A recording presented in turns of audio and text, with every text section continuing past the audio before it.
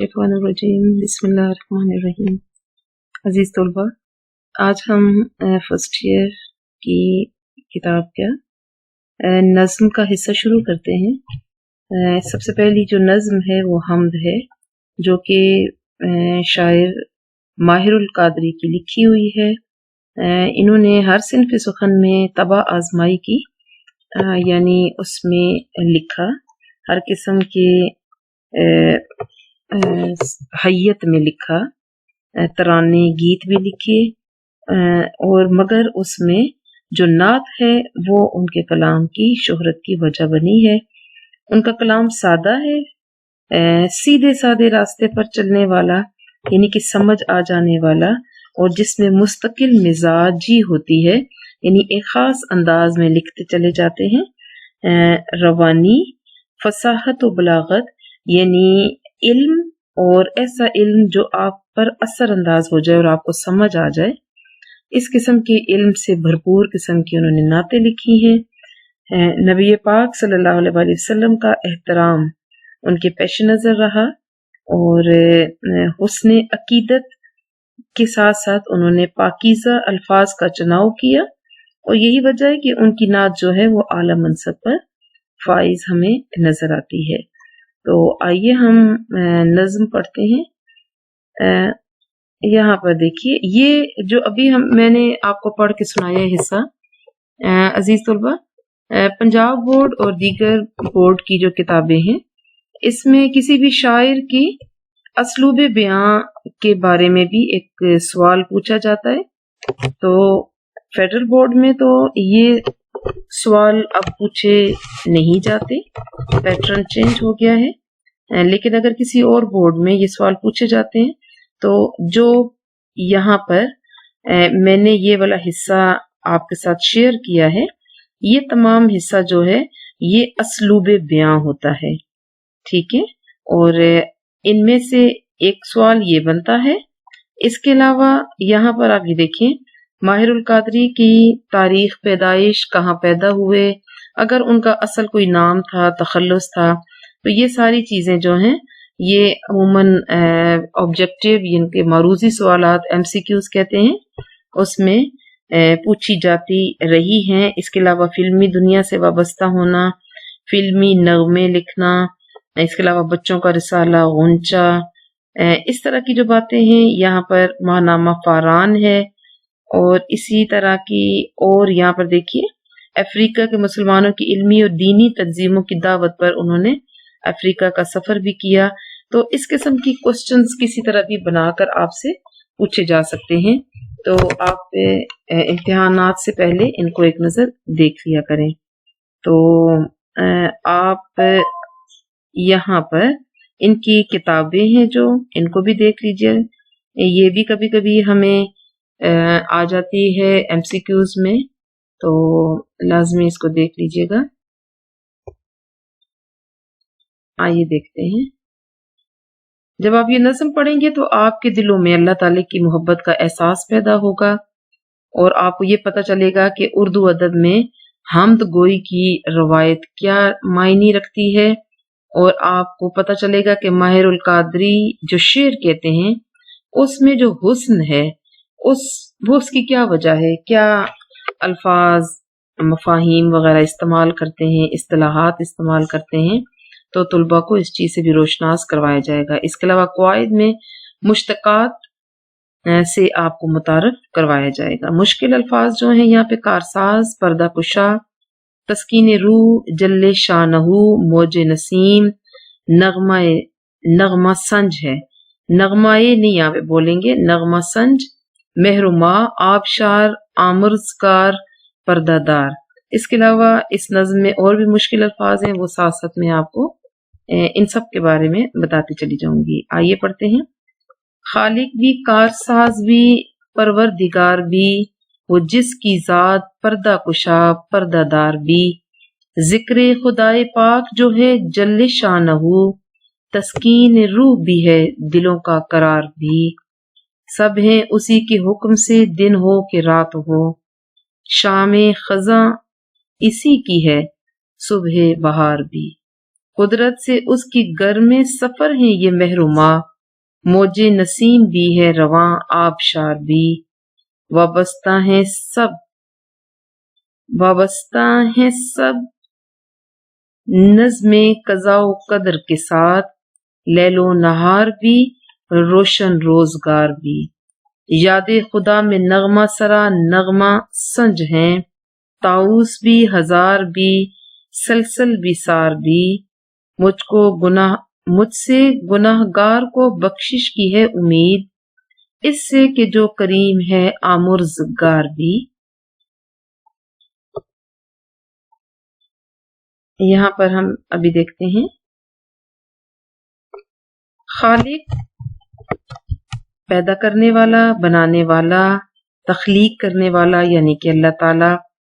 کارساز جو کام بنا دیتا ہے، پروردگار جو پالتا ہے،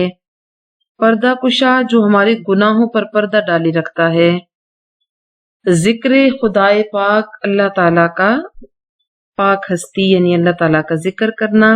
جل شانہ جس کی اونچی شان ہے، تسکین روح جو روح کو تسکین اور راحت پہنچاتا ہے جس کا ذکر، شام میں خزاں کا جو موسم ہوتا ہے اس کی شام، اور بہار کی صبح، گرم سفر ہیں یعنی سرگرم میں سفر ہیں یعنی کہ مسلسل سفر میں ہیں، محرما چاند اور سورج، موج نسیم صبح کی تازہ ہوا، خوشبودار ہوا، اس کی جو لہریں اٹھتی ہیں، رواں چلتی ہوئی، آبشار جو پانی قدرتی طور پر چشمے کا کسی اونچی جگہ پر اکٹھا ہوتا ہے اور پھر کسی اونچی چٹان یا پہاڑ سے ایک دم نیچے گہرائی میں گرتا ہے تو اس چشمے کو آپ آبشار کہتے ہیں۔ یہاں دیکھیے وابستہ کا مطلب ہے جڑا ہوا، نظم ترتیب کے ساتھ، ڈسپلن کے ساتھ، قضاء و قدر اللہ تعالیٰ کے حکم جو اللہ کا حکم ہوتا ہے اور جو اس کی طاقت ہوتی ہے، قضاء اس کا حکم، قدر کا مطلب ہے قدرت یعنی کہ اس کی طاقت، لیل و نہار رات اور دن، روشن روزگار یعنی کہ روز کا دن جو کہ روشن ہوتا ہے، نغمہ سرا نغمہ سنج نغمے گانے والے اور نغمہ گنگنانے والے، نغمہ سنانے والے، طاؤس کہتے ہیں مور کو، ہزار کہتے ہیں بلبل کو، سلسل کہتے ہیں فاختہ کو، سار کہتے ہیں اونٹ کو، گناہگار یعنی جو گناہ کرتا ہے، بخشش یعنی کہ گناہوں سے اس کی بخشش ہو جائے، اللہ تعالیٰ اس کو بخش دیں، معاف کر دیں، کریم ہے کرم کرنے والا ہے، آمرز کمار کا مطلب بھی یہی ہوتا ہے جو ہمیں معاف کر دیتا ہے، ہمارے گناہوں سے پردہ پوشی کرتے ہوئے ہمیں معاف کر دیتا ہے۔ تو آئیے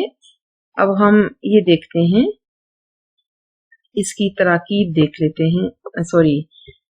اب ہم ایسے کرتے ہیں کہ اس کے تشریحی آپ کو مطالب بتا دیتی ہوں۔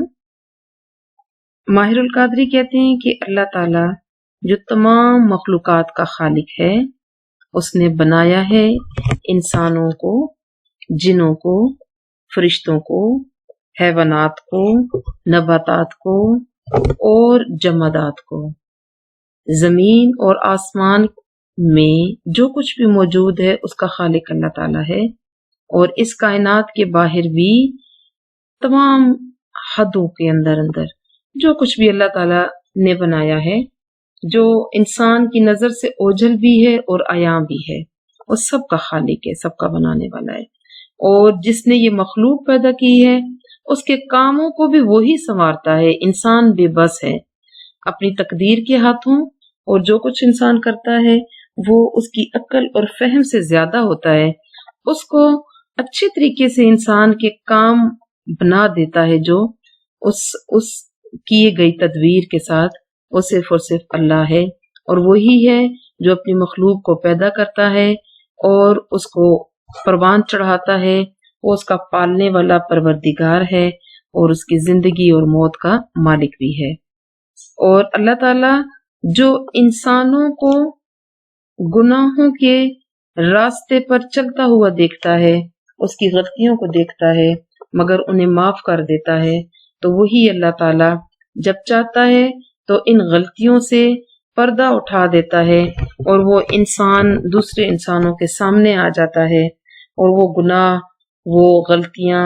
انسانوں کے سامنے آ جاتی ہیں. اور جب اللہ تعالیٰ چاہتا ہے تو اپنے بندے کے عیبوں کو، گناہوں کو، غلطیوں اور خطاؤں کو چھپا لیتا ہے، انسان کی عزت دنیا والوں کے سامنے رکھ لیتا ہے اور انسان کو اپنی رحمت اور بخشش کے سائے میں لے لیتا ہے. تو شاعر کہتے ہیں کہ اتنی تعریفوں والے اللہ تعالی انسان کے ہمدرد ہیں، خالق ہیں اور اس کے مالک ہیں. دوسرا شعر دیکھیے، ذکر خدائے پاک جو ہے جل شانہ تسکین روح بھی ہے دلوں کا قرار بھی. یہاں پر کہتے ہیں اللہ تعالیٰ کا جب ذکر کیا جاتا ہے تو اس پاکیزہ ذکر کی وجہ سے، اس اونچی شان والی ذات کا ذکر کرنے سے، اس کا بیان کرنے سے، اس کے پاکیزہ ناموں کو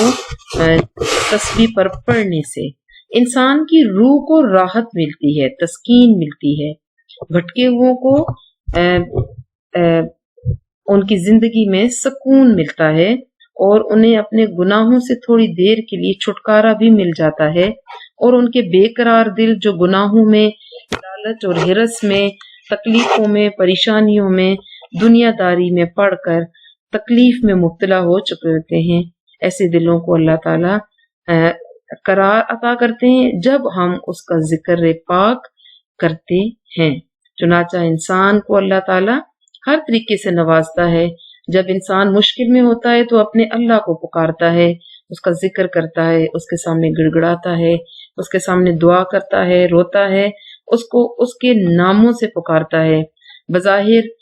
99 نام اللہ تعالیٰ کے ہمارے سامنے موجود ہیں، قرآن مجید میں لکھے ہوئے ہمیں نظر آتے ہیں، مگر حقیقت یہ ہے کہ وہ 99 نام شاید 9 کروڑ سے بھی زیادہ خوبیاں رکھنے والے نام ہیں. ہمیں اتنا ہی معلوم ہے جتنی ہماری محدود عقل اس کو جانتی ہے. یعنی ایک لفظ جیسے جل جلالہ ہے، جیسے رحیم ہے، جیسے کریم ہے، تو ان تمام لفظوں کا ہمارے سامنے ایک سے 2 مطلب آتے ہیں، مگر حقیقت یہ ہے کہ اللہ اپنے ناموں کی ترتیب کے لحاظ سے، ان کے معنی مفہوم کے لحاظ سے اتنی بڑی ہستی ہے کہ ہم سوچ بھی نہیں سکتے ہیں کہ ہم کس کو پکار رہے ہیں اور کون ہمارا اپنا ہے. یہاں دیکھیے، سب ہیں اسی کے حکم سے، دن ہو کہ رات ہو، شام خزاں اسی کی ہے صبح بہار بھی. یعنی کہ سب چیزیں اللہ کے حکم سے ہوتی ہیں. موسم بدلتے ہیں، دن اور رات ہوتے ہیں، سورج نکلتا ہے پھر غروب ہو جاتا ہے، چاند طلوع ہوتا ہے، پھر وہ 14ویں کی رات کو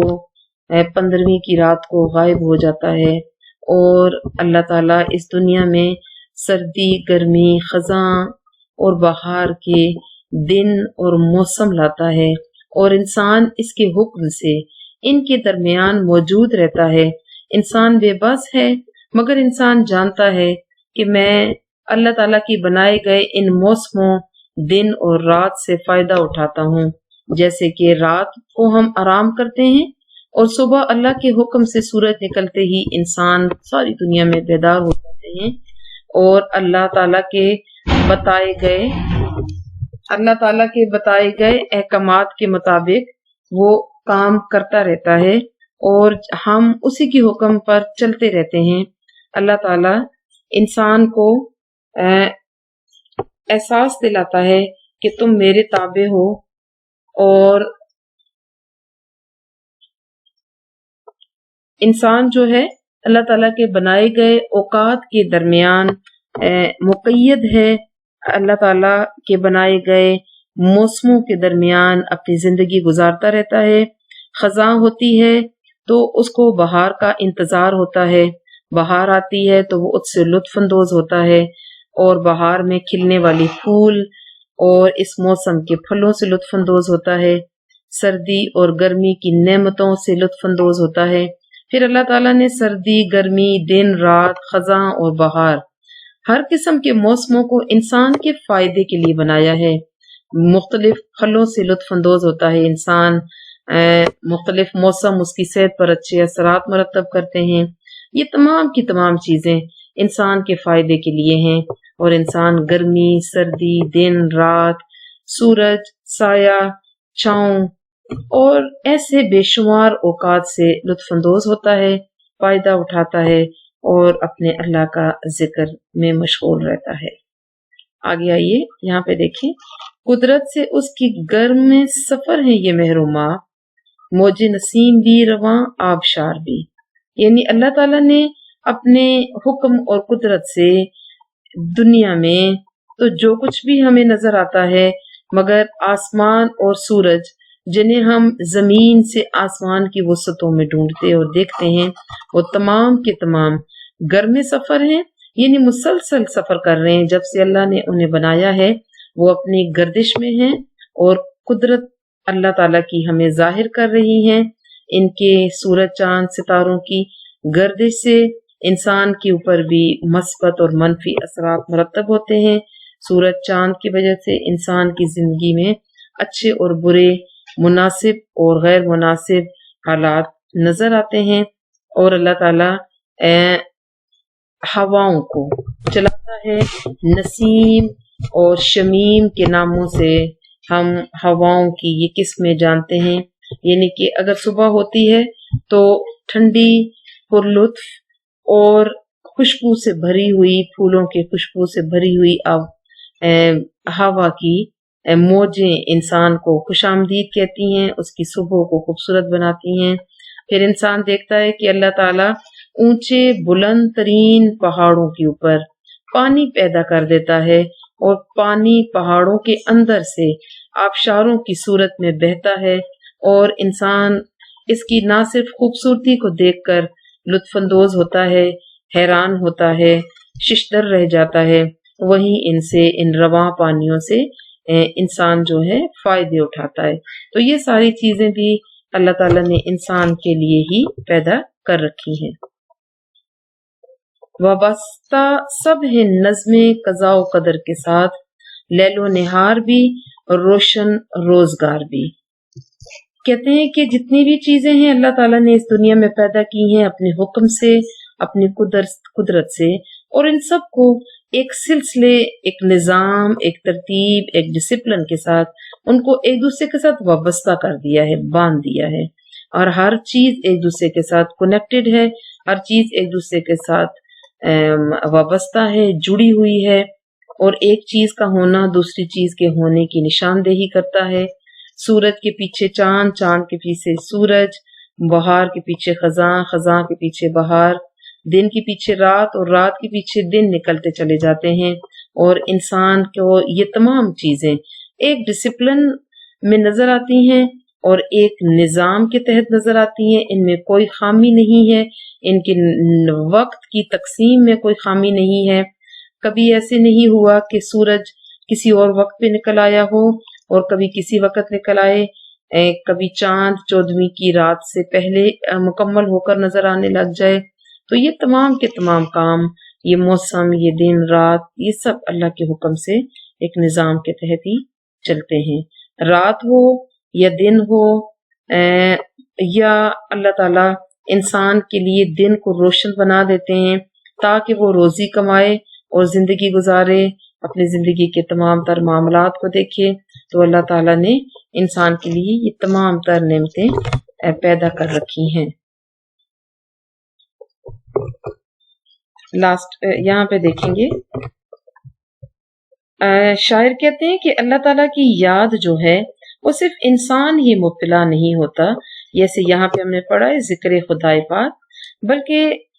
اس دنیا میں موجود جانور اور پرندے بھی ہر وقت اس کا ذکر کرتے رہتے ہیں، اس کے نغمے گاتے رہتے ہیں، جیسے کہ مور، بلبل، فاختہ اور یہاں تک کہ اونٹ کو بھی یہاں پہ کافیہ ملایا ہے شاعر نے، روزگار، سار، آبشار، بہار، قرار، پردہ دار اور آمرزگار جیسے الفاظ، اور یہاں پہ پھر سار لے کر آئے ہیں، یعنی کہ بڑے بڑے 4 پایوں والے اونٹ ہوں، یا کہ مور ہوں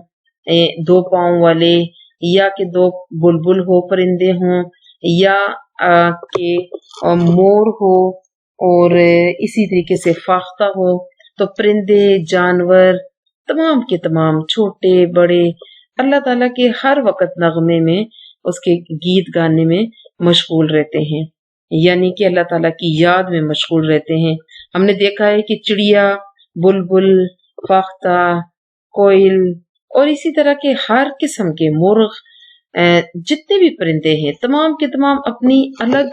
اور مخصوص آوازیں رکھتے ہیں، اور ان آوازوں کو اگرچہ ہم نہیں سمجھ پاتے ہیں مگر ماہرین بتایا کرتے ہیں کہ یہ تمام کے تمام پرندے اللہ تعالیٰ کو یاد کرتے ہیں، اس کا ذکر کرتے ہیں، اور ان کا اور کوئی کام ہی نہیں ہے۔ جیسے فرشتوں کو اللہ تعالیٰ نے اپنی عبادت کے لیے پیدا کیا ہے اور وہ اپنے کام میں لگے رہتے ہیں تا قیامت لگے رہیں گے، اسی طرح اللہ تعالیٰ نے جو جانور اور ان پرندے پیدا کیے ہیں وہ تمام کے تمام اللہ تعالیٰ کی تعریف میں ہر وقت خوبصورت آوازیں نکالتے ہوئے اللہ تعالیٰ کی یاد میں مشغول رہتے ہیں۔ اور انتہا کے افسوس کی بات ہے کہ ایک انسان ہے جس کو اپنا خدا یاد نہیں رہتا، وہ اس کا ذکر نہیں کرتا، وہ اس کو اپنی زندگی کے ہر معاملے میں کار فرما جانتے ہوئے بھی اس کو یاد نہیں رکھتا اور خود سر بنا رہتا ہے۔ تو یہاں پر شاعر نے یہ بتایا ہے کہ انسان تو انسان، اس کائنات میں موجود تمام تر مخلوقات، جانور اور جاندار، انسان اور حیوان، سب کے سب اپنے اللہ کو یاد کرتے رہتے ہیں۔ مجھ سے گناہ گار کو بخشش کی ہے امید، اس سے کہ جو کریم ہے آمرزگار بھی۔ شاعر کہتے ہیں کہ میں جو گناہ گار ہوں،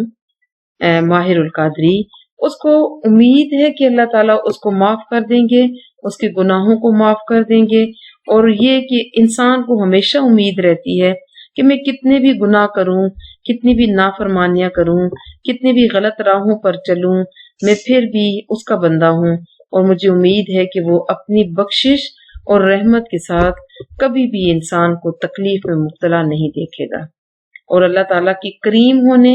یعنی اس کو ہمیشہ اللہ تعالیٰ اس کو بخش دے گا، یہ احساس کرتے ہوئے